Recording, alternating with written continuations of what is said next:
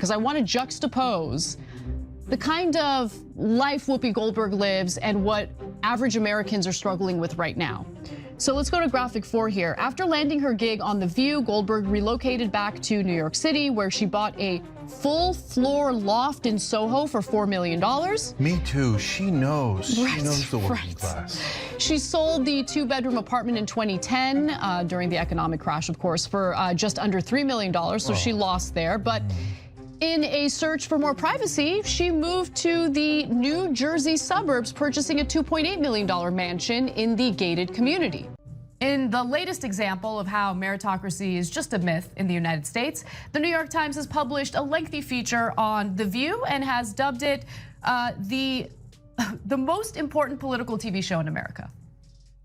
That is what they have called it. The most important political show in America. And I'm talking about The View, where on a regular basis, not only we dunk on them, but the country dunks on them because they have absolutely no knowledge. And when I say they, I'm mostly talking about Abby Huntsman, obviously Meghan McCain, and their insanely superficial discussions about politics, which it appears they never prepare for, and just read talking points that are written on blue cards for them, and then somehow that's the most important political talk show in America, Jen. Get ready, folks, because Ana Kasparian, the undisputed queen of burning hot takes and razor-sharp logic, just absolutely obliterated the entire panel of The View in a way that will have you questioning everything you thought you knew about daytime TV. Seriously, if you think those polite, often bewildering debates are as spicy as it gets, buckle up.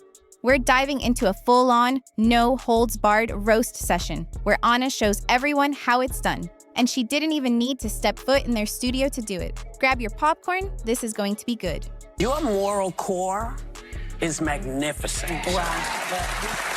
And I know you probably don't want it, you don't want to think about it, but I just feel like I would feel a lot better with you leading the FBI, the CIA, the NBC. Nope. No. Listen, like, you want to talk about undemocratic acts, guys? Bush stole an election, okay, in 2000. Was Liz Cheney doing anything about that? Yeah. Come on, man. Like, what? Let's stop laundering their reputations. What are we doing? Look, Right. Whoopi Goldberg is, as my brother likes to say it, gooch. Like, she's good. She's comfortable. She's happy. And when your financial stability and your comfort is secured, honestly, politics just becomes a sporting event. First, let's set the stage. The View, a show the New York Times somehow, in a moment that defies all logic, dubbed the most important political TV show in America. Yes, that The View. The one where, on a regular basis, not only do internet commentators dunk on them, but a significant portion of the country dunks on them. Primarily because the hosts often engage in insanely superficial discussions about politics, appearing as if they've never prepared and are just reading talking points off blue cards. It's a battleground where opinions often go to die, or at least get mangled beyond recognition.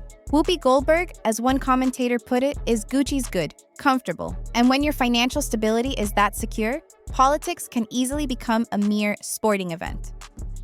It blows my mind that anyone still believes that this country is at all based on meritocracy. Like, it's just not. A mistake is a mistake, I get it. And I actually don't get mad simply because someone disagrees with progressives on television. I get mad when they come from a place of ignorance, like they don't know the facts of the story, and then they come out hard against progressives. Like, if you have a counterpoint to what we believe and it's a good point, it is what it is. Enter Ana Kasparian. If you don't know Ana, she's that friend who shows up at the party ready to intellectually obliterate every half-baked idea you've ever clung to, all while casually sipping her coffee.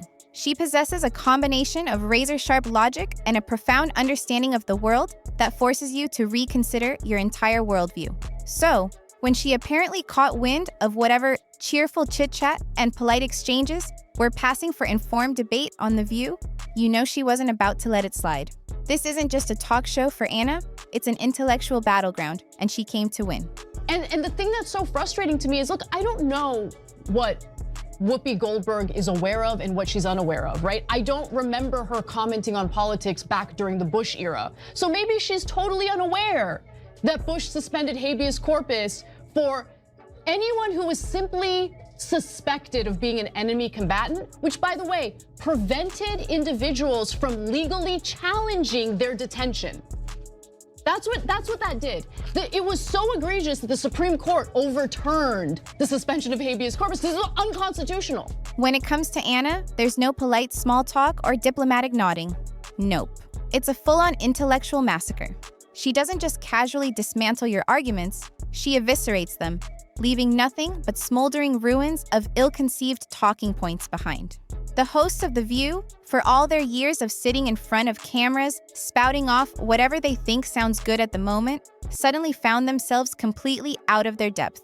Ana doesn't operate on surface-level opinions or emotional appeals. She's packing actual facts, historical context, and well-reasoned arguments that are simply impossible to ignore. She doesn't just throw out a debate point, she brings a well-oiled intellectual machine designed to demolish any weak, unsubstantiated rhetoric in its path. You could almost see the hosts thinking, wait, we have to use facts now? All of these older women, let's keep it real, who are laughing because they find it ridiculous, but they forget that the vast majority of people don't have cushy TV daytime jobs, right? Where they're still raking in the big bucks and they don't have to worry about their financial future. For a lot of Americans, in fact, most Americans, once you hit a certain age, if you get fired, if you're in your 50s and you lose your job, you get laid off. Do you know how difficult it is for them to find another job? Do you know how rampant age discrimination is in the workplace? So, listen, it's easy for them to laugh about those fears, but those fears are real. And I would venture to say that the people who are actually out of touch are not the Zoomers who are concerned about that. It's the people sitting on that panel. And what makes this takedown even more delicious? Ana didn't even have to be on their set to expose just how outmatched these hosts really are. That's the real win here. It's like the intellectual equivalent of showing up to a gunfight with a bazooka while everyone else is fumbling with Nerf guns. It blows my mind that anyone still believes the United States is a meritocracy, Ana has stated, and The View's continued prominence, despite its alleged intellectual failings, seems to be Exhibit A for her.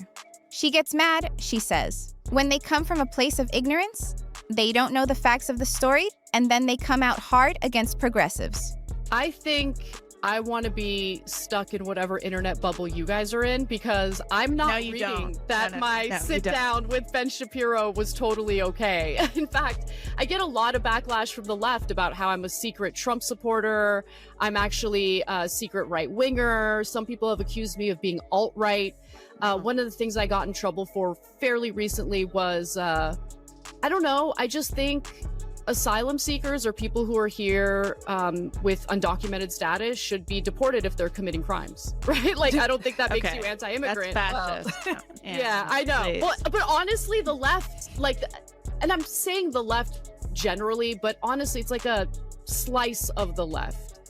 They will call you anti-immigrant or xenophobic, bigoted, whatever, anti-immigrant for just wanting to have law and order in society. Let's be real. Most of The View's hosts, according to many critics, wouldn't know a legitimate, well-supported argument if it slapped them across the face with a Harvard degree.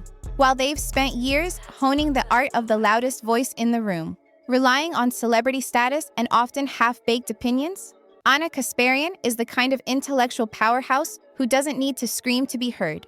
She could silence a room with a single perfectly crafted sentence, armed with actual knowledge, deep context, and an unshakable, well-reasoned argument. Imagine their panic, having your entire career built on talking loudly and confidently about issues you barely understand, only to have someone like Ana walk in metaphorically, drop some undeniable facts, and watch your entire narrative crumble. That's not just a debate win, that's a public meltdown. And the fact that Ana achieved this takedown without even needing to share their airtime, that's just the ultimate icing on the cake. Ana, I've been watching your evolution and your sort of speaking out about your ideas with great interest. It's been very interesting. I feel like in some ways I experienced something similar myself, where I was certainly more, I think, on the left 10 years ago than I am now, for sure. I would never have described myself as a liberal past like college, but I see what you're going through, and I think a lot of people can relate to where it's like, you just get so aggravated with shit breaking down that you believed in, you feel like you have no choice but to just start calling it out. Think about the typical View segment. It often starts with a half-baked idea, wrapped generously in emotional rhetoric, and then presented as undeniable truth. It's the fast food equivalent of a political argument. Quick, easy, and utterly lacking in nutritional substance or intellectual depth. It was probably a segment on politics or some pressing social issue, a topic Whoopi, Joy, Sunny, and the rest felt perfectly qualified to pontificate on. But Ana Kasparian, watching from afar, was clearly having none of it. She probably looked at their discourse and thought, you know what? I'm done pretending this circus is an actual serious conversation. So she dug in. And that's why it feels like when it almost feels like you're rubbing it in our face when you say that. And I know they don't mean to do that. Yeah, I agree with But that. I do think that for people who deliver the news or discuss or analyze what's happening in the country, it's a big problem when you look at pretty much every news organization and realize a lot of these people went to Ivy Leagues. A lot of these people come from affluent families. A lot of these people are totally disconnected from the vast majority of Americans and the struggles they face. But Ana Kasparian, she doesn't care about TV stardom. She cares. She didn't need to be there physically to throw devastating verbal punches. She likely watched their segments, took meticulous notes, and then, from the comfort of her own platform, fired off a salvo of criticism that cut through their nonsense like a hot knife through butter. You see, Ana doesn't rely on the same emotional appeals or knee-jerk reactions that The View hosts often thrive on. She didn't need to match their volume or their theatricality. Instead, she effortlessly mocked their ridiculous attempts at intellectualism from the outside, systematically pointing out exactly what was wrong with their approach to serious, complex issues. She wasn't about to sit in their circus ring and play by their rules. No, she was too busy exposing the deep cracks in their intellectual armor from a safe, logical distance. And it was glorious to behold. Either on the broad left or someone who just doesn't agree with the idea of Donald Trump leading this country again. Do you find ways to work with the incoming administration, or do you try to fight the administration every step of the way? Well, the ladies at The View have differing opinions on this. You just heard from Alyssa Farah Griffin, who thinks that, well, there are some areas where I agree with Trump. Maybe we can look to the positives here. Others disagree. Let's take a look. I'm going to wait and see. He's not been sworn in yet. I'm somebody who probably agrees with 75% of his policies. If he focuses on creating jobs, on bringing down the cost of living, securing the border in a responsible way, and being tough on America's adversaries, I'm all for it. As the hosts likely began their usual rambling about what America truly needs, or what's best for women's rights, or some other broad, unprovable assertion, Ana, like a lioness amongst a flock of particularly loud sheep, leaned in from her comfortable intellectual perch, ready to decimate every weak argument with surgical precision. Even though she wasn't physically in the room, her critiques cut deeper and landed harder than anything those hosts could have possibly come up with in a lifetime of their televised debates. From her vantage point, watching them prattle on with their surface-level understandings of deeply complex issues, Ana knew exactly what they were missing, what facts they were ignoring, what context they were conveniently omitting. And she was more than ready, even eager, to call them out for it, exposing their shallow, uninformed takes for the world to see. Let's focus on their supposed understanding of real-world social issues. The hosts probably threw around a few well-worn buzzwords: social justice, income inequality, systemic representation, because, that's often the extent of their deep dive into any given topic. Ana, on the other hand, would jump right in and point out how those crucial issues are actually rooted in complex, multifaceted, systemic problems that require more than just feel-good, surface-level commentary. She wouldn't just drop some vague, emotionally charged statement like they often do on The View. Oh no, Ana likely went full-on scholarly mode, even if delivering it with her signature fiery passion. She exposed the layers, pulled apart their flimsy arguments like peeling a rotten onion, and left them metaphorically bawling over their own pathetic attempt at creating actual nuance or offering real solutions. The hosts were probably caught completely off guard. Maybe they thought their celebrity status or the perceived importance of their platform would somehow protect them from rigorous scrutiny. Or perhaps they were operating under the delusion that their opinions, often completely devoid of real-world experience or deep expertise, could actually stand up to a seasoned, fact-driven commentator like Ana Kasparian. Newsflash, they couldn't. When Ana speaks, she doesn't need a microphone malfunction or a dramatic walk-off to amplify her message. Her points echo loudly enough in the halls of reason to send the View hosts scrambling for cover, desperately trying to piece back together their shattered narratives. Of course, their response was likely classic View: deflection, more emotional appeals, and ultimately, throwing their hands up as if they've been wronged by a smart, outspoken woman who simply refuses to back down from intellectual engagement. But Ana, she didn't flinch. She didn't even blink. Instead, she calmly, and with far more grace than they arguably deserved, slaughtered their points and left them standing in the intellectual dust, exposed and outmatched.